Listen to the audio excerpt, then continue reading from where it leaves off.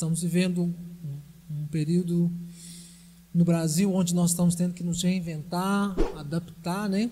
Então, a gente está organizando da maneira que o Senhor tem dado a nós. Eu acredito que todas as coisas cooperam para o bem daqueles que amam a Deus e que andam segundo o seu propósito. A palavra do Senhor diz no livro de Romanos. Então, nós estamos começando aqui relembrando que a primeira aula que nós falamos era o que somos dentro do quadro da adoração. Falamos que somos sacerdotes, o Senhor nos escolheu para ministrarmos, tá bom?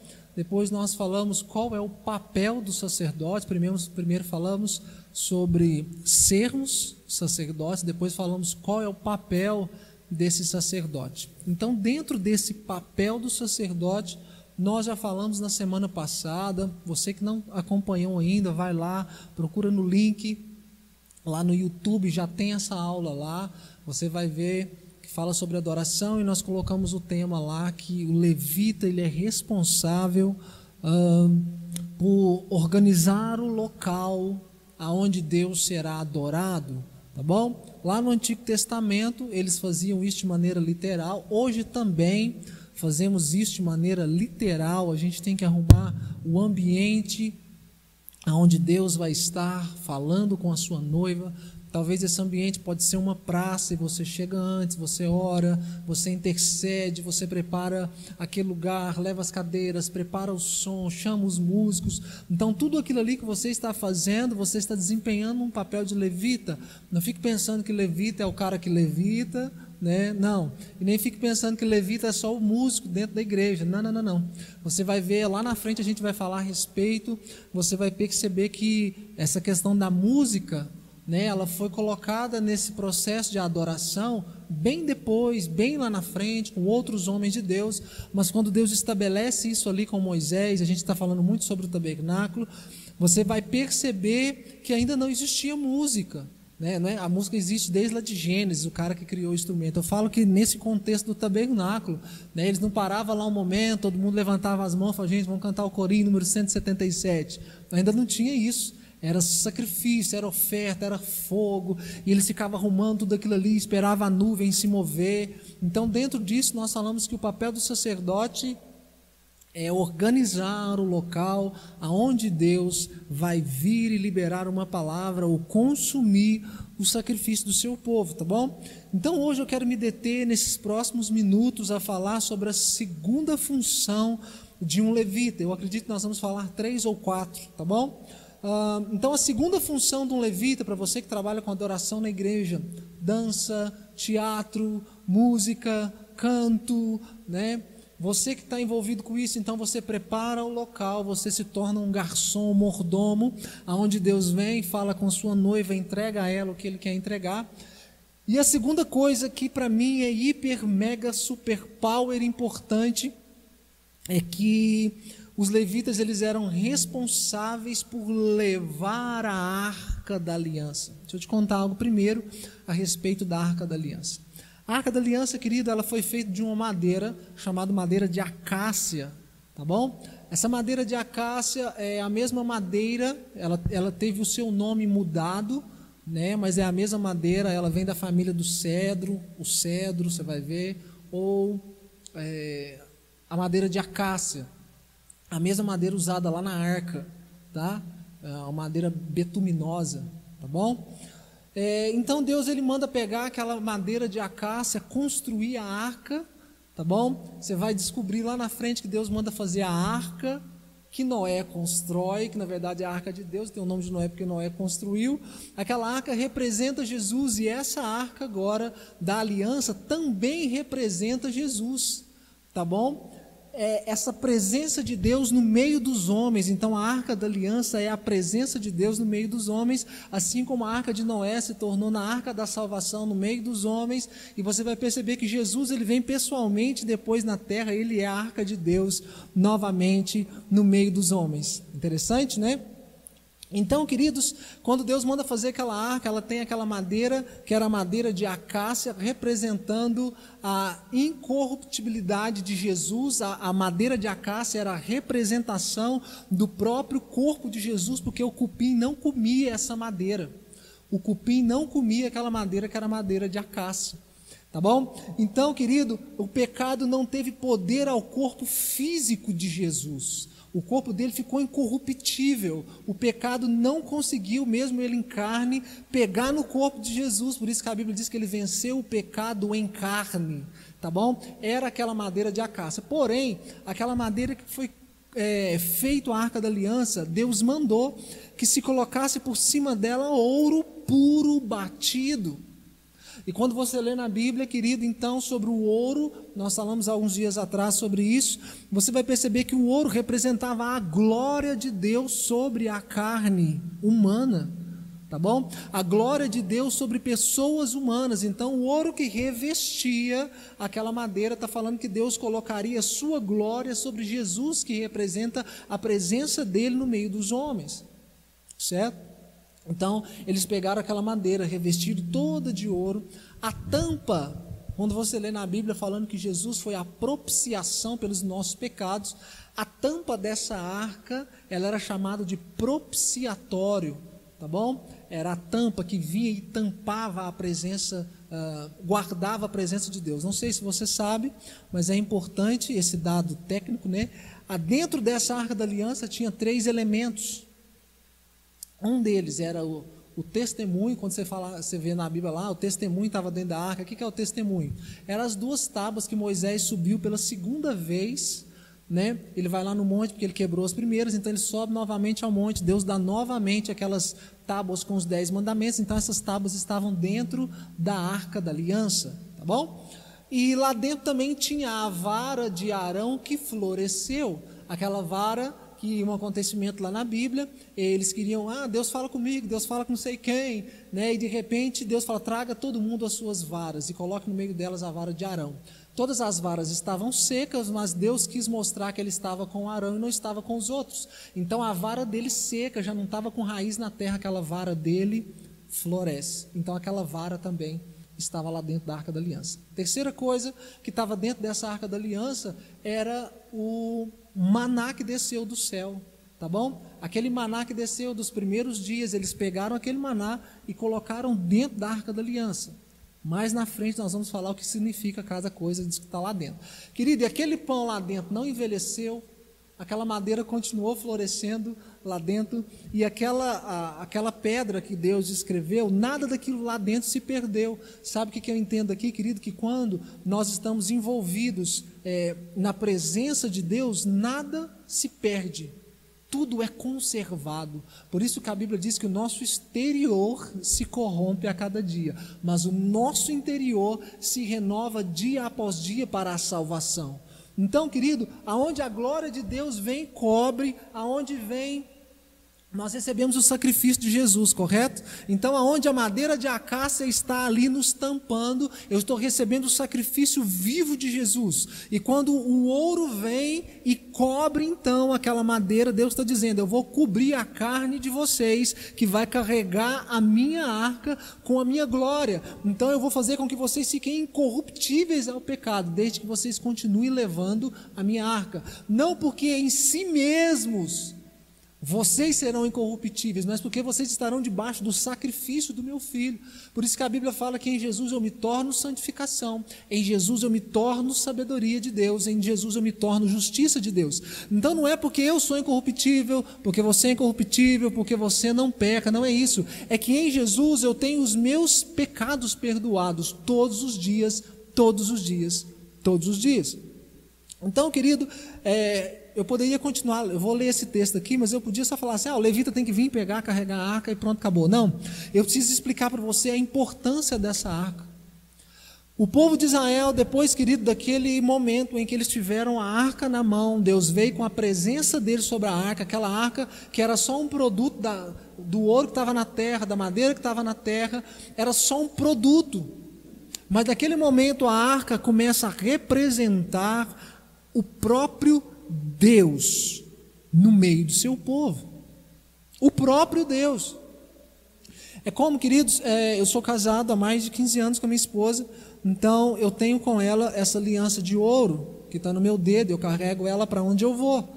Então, queridos, quando eu estou no trabalho, quando eu estou qualquer lugar que eu tiver, e eu olhar para essa aliança que não é a minha esposa, mas ela representa para mim a minha esposa, eu olho para ela e falo, cara, eu tenho uma aliança com a minha esposa, ela representa, isso aqui é o símbolo da nossa união. Então aquela arca da aliança se tornou no símbolo da presença de Deus, e realmente ela carregava a presença de Deus, não era Deus, a arca não era Deus, mas simbolizava e carregava a presença de Deus. Quando eles iam para uma guerra, querido, eles não iam para a guerra sem aquela arca estar na frente. Sabe o que eu entendo, querido? Que a arca de Deus, a presença de Deus, ela precisa estar à frente de todos os nossos projetos, todos. Querido, quando você vem ministrar a Deus, seja na dança, no teatro, com música, cantando, pregando, querido, isso só vai fluir, isso só vai dar certo se na frente você coloca a presença de Deus. Você pode ter habilidades para pregar, para cantar, para dançar, para usar teatro, para mexer com tecnologia, qualquer coisa. Você pode ter essas habilidades, elas são importantes, mas elas precisam estar envolvidas com o ouro da glória de Deus. Essa presença de Deus, ela precisa estar à frente das suas habilidades humanas. Ela precisa estar. Querido, deixa eu te falar uma coisa. Eu prego a palavra há mais de 20 anos. Se eu ficar uma semana sem orar, uma semana sem ler a Bíblia, eu consigo vir aqui e pregar para vocês. É só eu abrir um texto, eu já aprendi como faz. É só eu pegar um texto, talvez eu conheça um pouco de homilética, exegética, um pouco de hermenêutica, e você entende um monte de coisa, você fala, não, eu já sei como faz, eu não preciso da presença de Deus. E eu venho aqui, ministro a palavra, eu leio, e você que está do outro lado aí vendo, ou você que está sentado, talvez você não vai perceber. Porque eu conduzi da mesma maneira. Você sabe qual é a diferença? Que não vai produzir fruto nenhum. Como dizem por aí, os coachings, eles têm toda a teoria, eles têm toda a técnica, mas não gera transformação, porque não tem a presença de Deus. Você entende?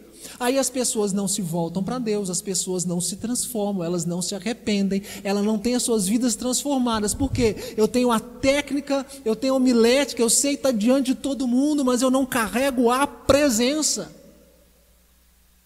Querido, se você pegar na sua casa e começar a escutar lá o Toquinho, né? Toquinho cantando, com uma folha qualquer, eu desenho não sei o que, amarelo. Querido, você ficar ali escutando, fala, nossa, cara, que música legal, me emocionei, viu?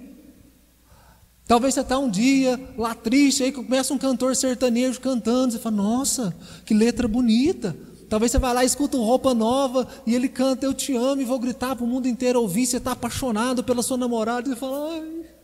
Você se emociona, mas querido, 1 hora depois, 2 horas depois, 3 horas depois, aquilo ali não mudou nada, não transformou nada, você só se emocionou.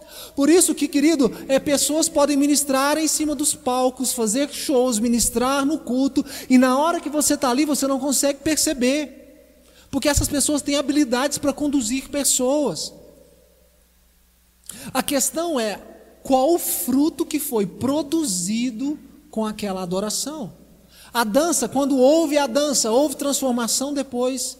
Pessoas se voltaram a Jesus, pessoas foram tocadas, entenderam a mensagem, gravaram aquilo no coração, lembraram de Jesus. Durante a semana aquilo vai arder e queimar no coração delas. Ou foi apenas entretenimento? Eu não sei se você sabe, mas a indústria, querido, que nos últimos anos mais cresceu é a indústria de entretenimento. As pessoas ficam entretidas. Você consegue ficar o tempo todo no celular, porque o celular tem aparentemente tudo o que você precisa. Você tem um despertador, calendário, telefone, você fala com as pessoas através do Messenger, WhatsApp, você tem a foto dos seus amigos, você escuta a voz dos seus amigos mandando áudio, você nem precisa mais falar com as pessoas, olha que legal. De longe você fala, querido, você pega seu celular, você fica ali entretido com ele, a hora que vê já passou meia hora, 1 hora, 2 horas. Então, querido, a indústria do entretenimento, querido, fica te entretendo.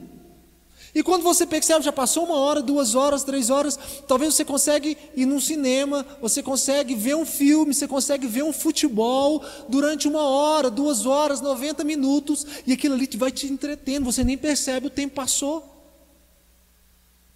Então, querido, as habilidades, se eu vim aqui, querido, com a banda, e eu colocar um pad, colocar um VS, a gente colocar jogo de luz, querido, e colocar aqui 5 câmeras, e fazer aquele trem de doido aqui, querido, a gente nem precisa estar na unção, é só usar todos os recursos técnicos, usar tudo que a gente puder, cantar da maneira correta, e fazer um som legal, que pessoas do outro lado, querido, serão tocadas, serão emocionadas. A grande questão, qual fruto foi produzido com aquilo? Eu vou te falar, querido, de um tempo para cá eu tomei raiva de um negócio chamado movimento gospel. Isso acaba com a minha vida, isso acaba com meus dias de vida. Eu falei para minha filha esse dia, eu falei, pelo amor de Deus, porque se você não se encaixa dentro do movimento gospel, sabe? E deixa eu te falar, eu vou falar disso aqui, querido, na próxima matéria, na próxima aula, que é sobre ministrar a Deus. Querido, hoje as canções que nós ouvimos, não todas, as canções que ouvimos, as canções que cantamos, grande parte delas não são para Deus. Não são e nunca foram para Deus. Elas são para massagear o meu ego. São canções que eu gosto, com ritmos que eu gosto, e não importa se Deus quer ouvir. Não importa se é ou não da vontade de Deus. As canções, muitas delas, querida, ali, aparentemente, eu fico emocionado. Eu falo, nossa, que legal. Mas não gera mais nada. Não há fruto. E sabe como se conhece uma árvore, querido? Não é pelos dons, se conhece uma árvore pelos frutos. A canção mais cantada no Brasil é uma canção que foi feita há mais de 100, 200 anos atrás, porque ela tem a marca do sangue de pessoas que a compôs. O Brasil inteiro está cantando hoje, porque Ele vive, posso crer no amanhã. Querido, uma canção que foi passando de década em década, geração em geração, porque, querido, tem cicatrizes de pessoas, tem sangue de pessoas, pessoas foram afugentadas, ela vem acompanhando uma história, pessoas, sabe, você precisa entender o que é uma canção que é ministrada para Deus, e uma canção que é ministrada para as pessoas, que é ministrada só para o ego, é porque eu quero, é porque eu gosto. Quando às vezes nós vamos fazer canções, presta atenção, vocês músicos que compõem, vão fazer canções, e a gente pensa primeiro no mercado. Será que essa música aqui, as pessoas vão gostar desse ritmo? Será que as pessoas vão gostar dessa batida? Será que essa letra está encaixando do jeito que tem que ser? E sabe, a última coisa que nós pensamos é, será que Deus vai querer ouvir? Será que Ele vai querer ouvir? Eu quero ler com você Deuteronômio 10, versículo 8 e 9. Olha o que diz. Expõe a sua descrição de trabalho. Naquele tempo o Senhor separou a tribo de Levi. Eu já contei porque que ela foi separada para vocês nas outras aulas. Eram 13 tribos. Uma tribo só disse que seria do Senhor naquele acontecimento do bezerro de ouro. Quem é do Senhor passa para cá. Então só a tribo de Levi foi escolhida para ministrar. Mas a vontade de Deus era que todo Israel pudesse ministrar, tá bom? Então, querido, olha para você ver. Naquele tempo o Senhor separou a tribo de Levi para quê? Para levar a arca. Deus separou aquele povo para que eles levassem a arca da aliança do Senhor, para estar diante do Senhor, para ministrar diante do Senhor e pronunciar em seu nome bênçãos, como fazem ainda hoje. É por isso que os levitas não têm parte ou herança entre seus irmãos. O Senhor é a sua herança. Olha para você ver, querido, que interessante. A gente está falando hoje sobre o levita levar a presença, o levita podia levar a arca. Querido, deixa eu te falar, a pessoa que não fosse da tribo de Levi, que naquela ocasião foi separada, para montar o tabernáculo, desmontar o tabernáculo, carregar as peças sagradas e consagradas. Querido, se não fosse da tribo de Levi, o cara não podia colocar a mão em uma escada, em uma estaca sequer daquele tabernáculo. Ele não podia colocar a mão, porque, querido, ele morria, ele era fulminado na hora. Tinha todo um treinamento. Não era só chegar e falar, não, eu vou carregar madeira, pode deixar que eu vou carregar. Não, vida inteira eu mexi com um pano lá, minha mãe me ensinou, pode deixar que eu carregue e enrolo isso aí. Não era assim. Tinha uma consagração, uma separação. Existia um óleo sobre a cabeça daqueles camaradas, para que eles pudessem então fazer aquilo para o qual eles tinham sido separados para fazer. Compreende isso? Então Deus os escolheu para levar a presença. Querido, você vai ler um texto na Bíblia, quando você estiver lendo o Velho Testamento, que fala que Deus vai restaurar a casa de Davi. Davi não era da tribo de Levi, ele era da tribo de Judá. A palavra Judá significa louvor, louvado seja o Senhor.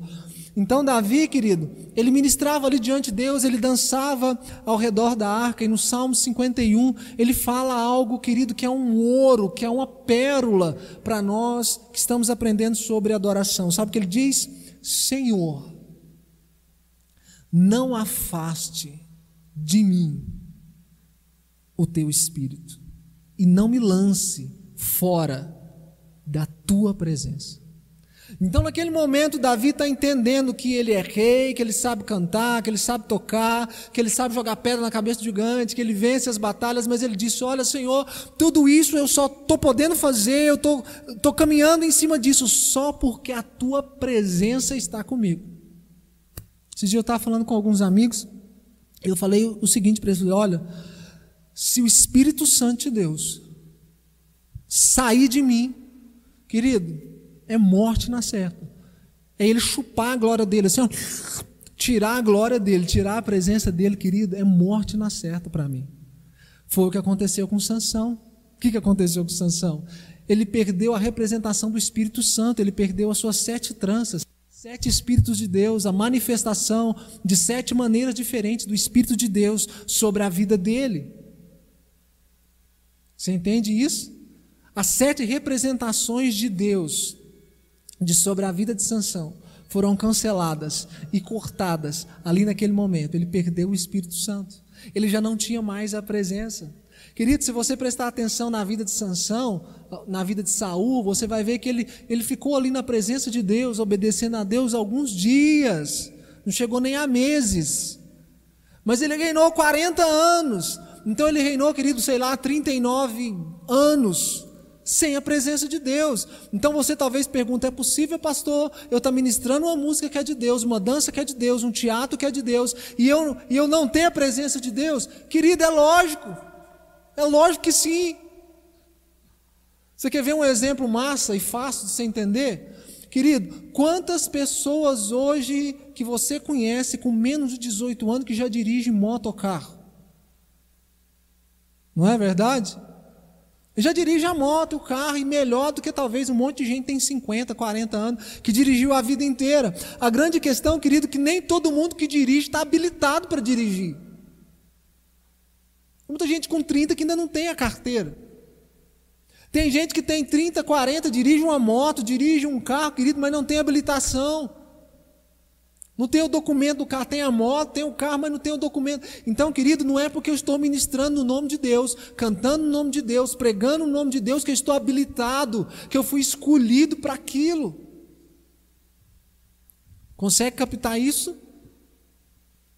Mas Deus separou aquele povo, aquela tribo em específico, e falou assim, vocês levarão a arca. A mensagem de Deus na cabeça deles é, nós temos a maior responsabilidade no meio do povo, nós carregamos e representamos a presença de Deus no meio do povo.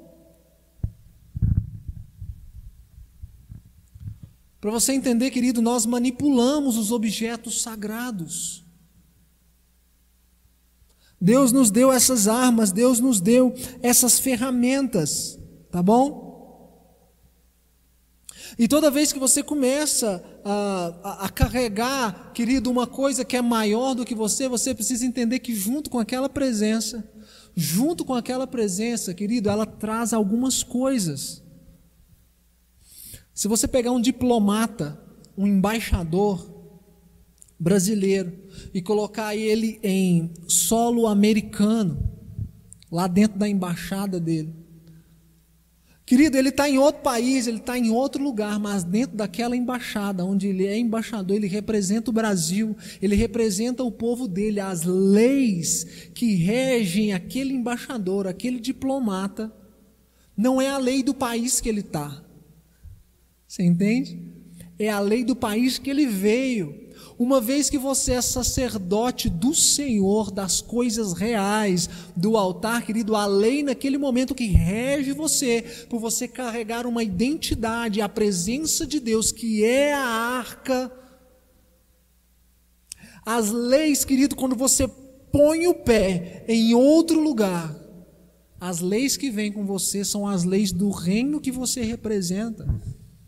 Agora eu te pergunto, quando você leva essa presença de Deus, você concorda comigo que se você chega onde há enfermidade, você está lá naquele outro campo, a enfermidade é um outro país para você entender, mas quando você põe o pé ali, e hoje eu quero te trazer o entendimento de você entender que você precisa levar a arca, a presença de Deus, e ter entendimento, conhecimento e temor dela. Entender o que você está manipulando, o que você está usando, o que você está carregando. Então, quando você pisa num lugar, entenda isso, querido. Quando você pisa num lugar onde há enfermidade, mas você sabe que carrega as leis de um outro reino, a enfermidade precisa te obedecer. Quando você coloca as mãos sobre alguém, toda a lei lá do país, do céu, da cidadania do céu, passa a ser a verdade. Por isso, escute, por isso que quando Jesus curava alguém, curava o leproso, curava o cego, multiplicava o pão, o que Jesus falava? É chegado a vocês o reino de Deus. Por quê? O que ele está falando? Nesse momento eu fiz com que a lei do céu chegasse até as pessoas. Quando eu dou pão para o pobre, quando eu oro pelo enfermo, quando eu levo o evangelho da graça, o evangelho da paz, sabe o que está acontecendo? A lei do céu que rege eu, que sou um embaixador, ela começa a valer sobre aquele lugar que eu estou. Você quer ler comigo? 2 Coríntios 5:20. Eu vou ler esse texto com você. Se você quiser abrir na sua casa, se não quiser, marque. Ou só escute, tá bom? 2 Coríntios 5:20, olha o que diz, que interessante. Portanto, somos embaixadores de Cristo. Portanto, eu e você somos embaixadores de Cristo. Como se Deus vos encorajasse por nosso intermédio. É como se Deus falasse, como se fosse o próprio Deus falando, o próprio Deus pondo a mão, o próprio Deus ministrando. Olha para você ver, como se Deus, que interessante, assim vos suplicamos em nome de Cristo que vocês se reconciliem com Deus. Então, querido, quando eu entendo quem eu sou, já falei que nós somos sacerdotes, agora eu estou falando para você que nós somos embaixadores. Embaixador é que eu represento Deus aonde eu vou. Eu levo comigo a paz, eu levo comigo a justiça, eu levo comigo o amor, eu levo comigo a cura, eu levo comigo a salvação. Então você entende o quanto nós brasileiros precisamos começar a entender o que nós carregamos.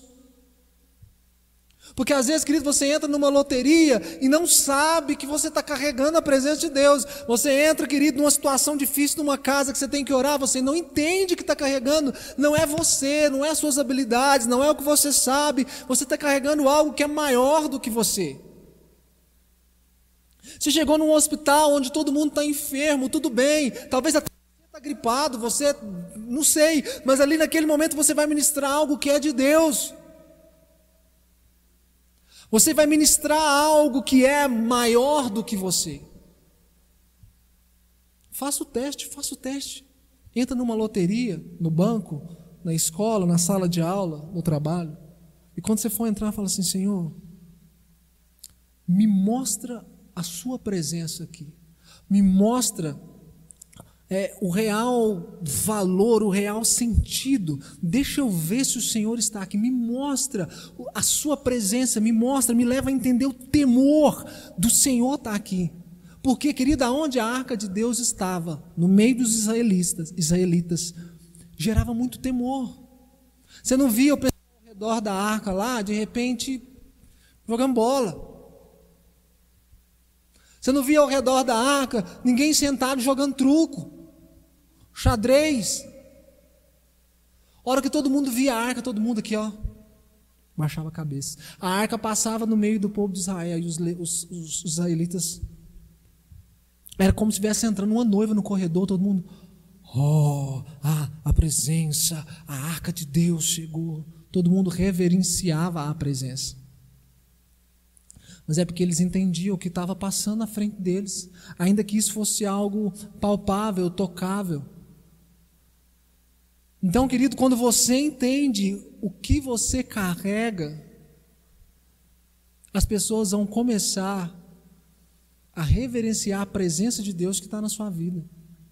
Eu li um livro uma vez sobre John Wesley, recomendo vocês lerem, sobre os heróis da fé, tá bom? E nos relatos sobre John Wesley e seu irmão Carlos Wesley, dizia que lá na Europa, onde eles ministravam, quando ele passava pelas ruas, ele orava, se não me engano, 13 horas por dia. 13. Tenta imaginar. E ele passava pelas ruas da cidade, querido, as portas do comércio baixavam, porque ele estava passando. Mas não é porque John Wesley era o presidente da república, não é porque ele era tipo a rainha Elizabeth ou o rei Charles, não, é porque as pessoas percebiam que nele tinha algo diferente, e esse algo diferente era a presença de Deus, era a arca que ele carregava. Então quando ele passava perto de um bar, quando ele passava e havia bagunça, havia prostitutas ali na rua fazendo aquela bagunça, John Wesley vinha passando, caminhando, indo para a casa dele, fazendo alguma coisa, querido, o comércio baixava as portas. Todo mundo ficava na porta, tipo assim, quietinho. Quando eles chamavam John Wesley, ou seu irmão Carlos Wesley, né, metodistas, quando eles entravam numa empresa, vem cá orar para nós aqui, querido, a empresa parava. As pessoas, queridos, John Wesley estava orando lá no escritório do camarada, as pessoas percebiam que ele estava lá, que a presença de Deus estava com ele, as pessoas desligavam as máquinas na época lá da Revolução Industrial, lá na Europa, e eles se ajoelhavam e arrependiam diante de Deus sem que ele pregasse. Sem que ele pregasse. Moisés ia ministrar diante de Deus, voltava com o rosto reluzente da glória, da presença de Deus. Ele cobria o rosto, não precisava ter coberto, né? Mas ele cobria o rosto, e os israelitas olhavam para ele: nossa, ele está cheio de Deus, ele está carregando a mesma coisa que tem dentro da arca.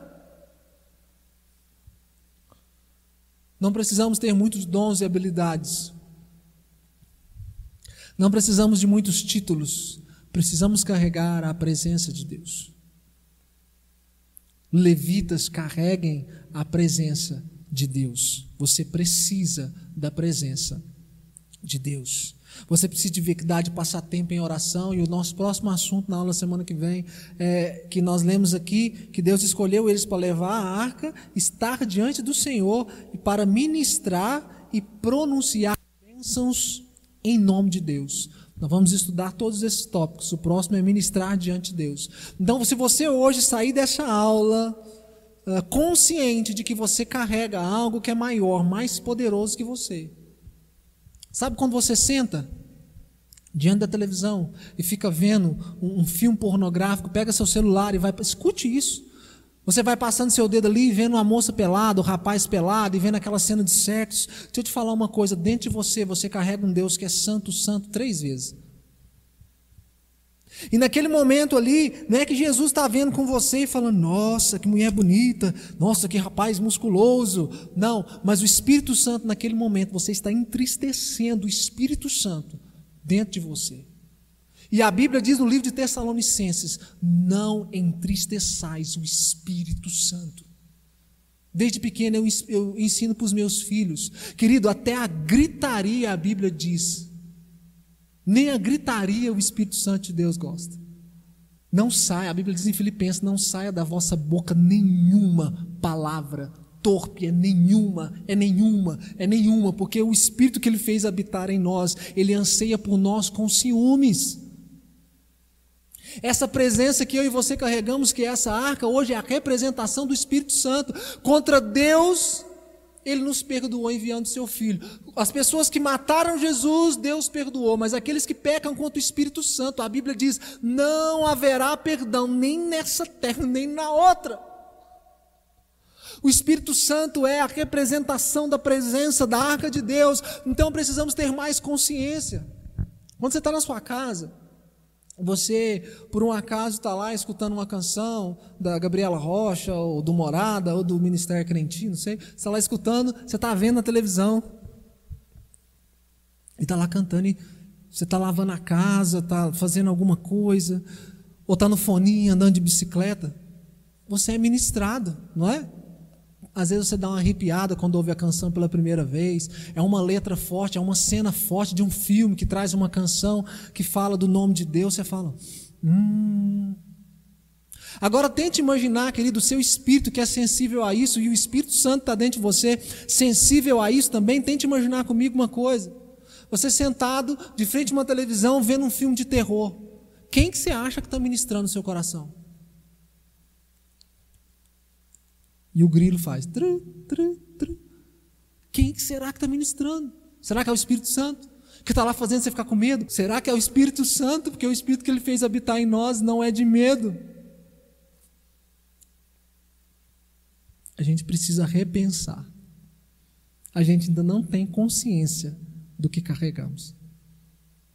Às vezes a pessoa acabou de estar numa cena ali de sexo, ou fazendo uma coisa errada que não podia, vendo uma pornografia, vendo futebol, fazendo qualquer outra coisa, querido. Aí 5 minutos depois a pessoa está ministrando, pregando, cantando, tocando, dançando, o teatro para Deus. Aí eu fico pensando assim, meu Deus, só trocou a roupa, tomou um banho e veio ministrar. Eu faço um desafio com você. Quando você for ministrar a Deus uma dança, um teatro, ou for pregar, se prepare antes. Naquele dia leia mais a Bíblia. Não falamos para você fazer só no dia, não. Naquele dia se consagre mais. Fala, não, vou fazer 3 dias de jejum para me ministrar no domingo na igreja. Sexta, sábado, domingo. Eu vou fazer um jejum de silêncio, 3 dias, só para me ministrar a Deus o dia que eu for cantar na igreja, o dia que eu for dançar na igreja, o dia que eu for fazer o teatro na igreja. Vou fazer uma refeição por dia. Eu vou fazer um voto de cantar 10 canções em 3 dias durante esse jejum, todo dia. Eu vou ler 1 hora de Bíblia só para me ministrar no domingo. Faz o teste, eu estou desafiando você. Se na hora que você estiver ministrando, querido, não tiver conversões, as pessoas não sentirem a presença de Deus, as pessoas não se arrependerem, querido, as pessoas não ficarem marcadas com aquilo que você fez, então não precisa fazer mais. Pode fazer o que você quiser antes e vir ministrar. Se arrependa diante de Deus, se ajoelhe, se proste, chore diante do Senhor, pede perdão, fala para Deus tocar nas pessoas. Se prepare antes. Se prepare antes. Queridos, vocês pensam mesmo que talvez eu venho aqui ministrar, eu venho pregar a palavra e de repente eu só faço assim, nossa, esqueci.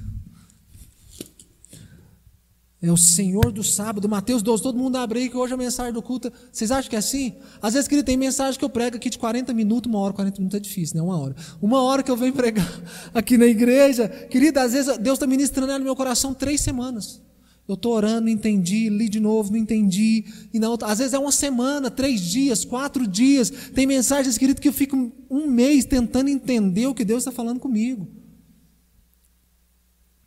Aí um dia eu jejuo, outro dia eu leio mais um pouco, outro dia eu estudo mais um pouco. E eu falo, não, Deus, não entendi aqui, dá uma encaixada para mim. Deixa eu ver o que é isso aqui. Eu não consegui captar a mensagem, amado mestre. Antes de ministrarem, vocês precisam entender e ter consciência do temor da presença. Um dia nós estávamos com o pessoal do louvor, eu falei para alguns, falei assim, chega mais cedo. E eles chegaram tipo meia hora antes, pegaram ali o teclado, o violão e começaram a cantar sozinhos. De repente passou 20 minutos, 30 minutos, daqueles que estava ali ministrando já estava jogado no chão do altar. E chorava e levantava as pernas. Falei, nossa, esse culto não vai começar, hein, Senhor, porque só chegou ali.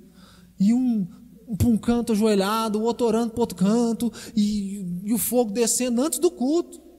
Aí na hora que foi ministrar, era um violão e voz, e Deus tomou a igreja inteira.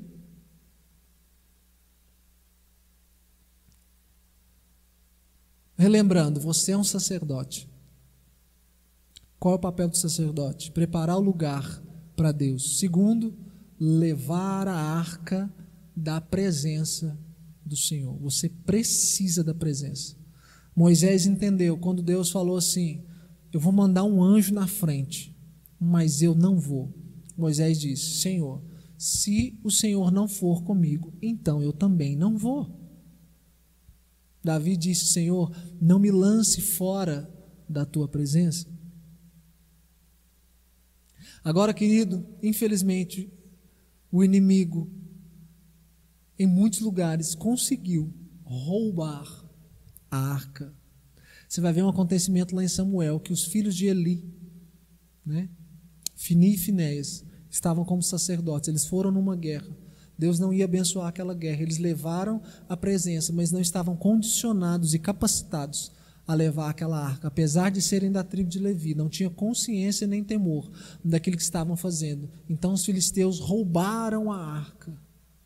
Muito tempo depois Davi manda ir lá buscar, mas muito tempo depois, eles vão trazer conduzidos em bois, mais na frente a gente vai falar a respeito disso.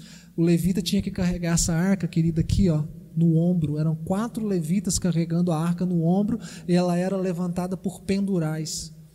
Sabe o que eu entendo, querido? Que a pessoa que ministra a Deus, ela carrega o peso da presença de Deus, porque você tem a presença de Deus, falam mal de você, te criticam, suas lutas são maiores, sua vida é um pouquinho mais difícil. Caminhando para o final, querido, disso aqui que nós estamos falando. O levita, querido, era uma pessoa que não tinha muitas posses. Ele vivia dos dízimos, das ofertas que eram dadas no tabernáculo. Deus falou, coma disso aí. Eles não tinham posses, heranças. Não eram pessoas que faziam projetos financeiros. Eu vou comprar um avião, vou comprar um helicóptero, vou fazer... Não, eles não tinham isso. Deus falou assim, eu serei o tesouro de vocês, eu serei a herança que vocês vão ter. Os outros terão carros, terão motos, terão casas, terão terras, terão bois, terão chinelo, vocês terão a minha presença. Eu serei a presença de vocês, eu serei a herança de vocês. Se você ler lá no livro de Atos, se não me engano, capítulo 5, quando morre Ananias e Safira, um pouquinho antes chega Barnabé, que era da tribo de Levi, e ele vai dar uma oferta a Deus. Ele pega toda aquela herança que ele tinha, vende ela e coloca aos pés dos apóstolos. Por que ele fez aquilo, querido? Com certeza ele era um levita que esqueceu um pouco do propósito, alguma coisa desse tipo. Então ele vai lá, ele entende que era um momento de avivamento, que ele tinha que realinhar o coração, então ele vende tudo que ele tem, porque um levita não podia ter posses. E ali vai começar o ministério dele. Ele pega aquela oferta, coloca no altar, ele marca, ele faz um marco ali na história, ele coloca um nível de oferta dentro da igreja. Então agora ele começa a fazer as suas viagens missionárias, porque o levita, aquela pessoa que carrega a presença de Deus, querido, as posses podem prendê-lo. As posses podem prender a pessoa onde ela está. Então ele teve que vender tudo para começar o ministério dele. Então entenda que você que ministra a Deus, você precisa entender. Se você está ficando aí milionário, bilionário, trilionário, preste atenção. Talvez alguma hora Deus vai falar, vende tudo. Por isso que tem uma coisa, querido, que me mata nesse movimento gospel, é que todo mundo que vai entrando vai ficando rico, milionário, rico, milionário, rico, milionário. Não tem problema você ter para o seu sustento. A questão, querido, é você estar pegando aquilo que é do Senhor e se enriquecendo com isso. Aí, meu irmão, deixa eu te falar, uma hora Deus vai levantar um Ananias e Safira aí, o temor vai vir, porque a gente acha que carregar a arca você tem que estar nos lugares altos, não precisa. É com os irmãozinhos de chinelo, 10 aqui, 20 ali, 100 ali, tá? Então, em nome de Jesus, carregue a arca. Ela é o que nós temos de mais tudo. É a arca é a presença de Deus. E eu não vos deixarei órfãos, eu enviarei o meu Espírito. Ele é a presença de Deus para nós. Então, querido, eu peço que nas nossas limitações você possa ter entendido um pouco, tá bom? Sobre o que é levar a presença.